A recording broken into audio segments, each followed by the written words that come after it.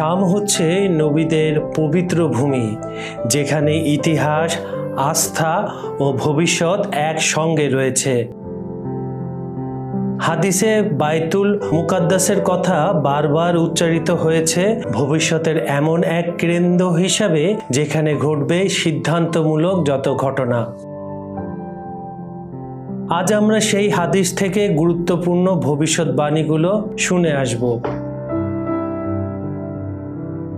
রাসূলুল্লাহ সাল্লাল্লাহু আলাইহি ওয়াসাল্লামের সময় শাম দেশ বলতে সিরিয়া, জর্ডান, লেবানন ও ঐতিহাসিক ফিলিস্তিনকে বোঝাতো।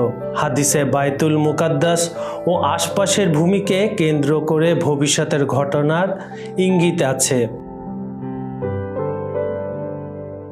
আমরা এগুলোকে ধারাবাহিকভাবে তুলে ধরছি ঐতিহাসিক বর্ণনা, হাদিস সংকেত ও ভাবার্থ সহ। সুপ্রিয় দর্শক, আশা করি আপনারা সঙ্গে থাকবেন। হাদিসে বলা হয়েছে, আমার উম্মতের মধ্যে সবসময় একটি দল থাকবে সত্যের পথে অবিচল এবং তারা কিয়ামত পর্যন্ত জয়ী থাকবে। সাহাবীদের প্রশ্নে স্থান নির্দিষ্ট করে বলা হয় বাইতুল মুকাদ্দাস ও তার আশপাশের এলাকা।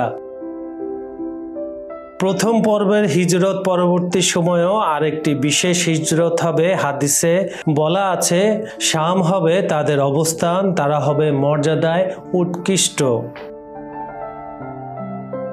এক হাদিসে বলা আছে, মহাযুদ্ধে মুসলমানদের আশ্রয় হবে গোতানগরে, দামেস্কের কাছে শক্তিশালী স্থানে।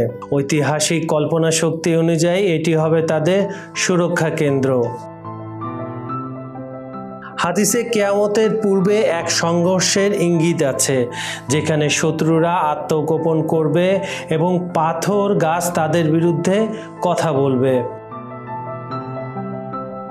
হাদিসে আরো বলা হয়েছে, একদল বাইতুল মুকাদ্দাস ও আশেপাশে থেকে সত্যের পথে লড়াই করবে এবং জয়ী হবে। এটি কেবল ভূপথ নয়, এটি ঐতিহ্য, বিশ্বাস ও সংগ্রামের প্রতীক। হাদিসে বর্ণনা আছে, ঈসা আলাইহিস সালাম কিয়ামতের পূর্বে শামের কাছে এক উজ্জ্বল মিনারে অবতরণ করবেন। এরপর দাজ্জালকে ধরতে গিয়ে লুদে তাকে পরাস্ত করা হবে।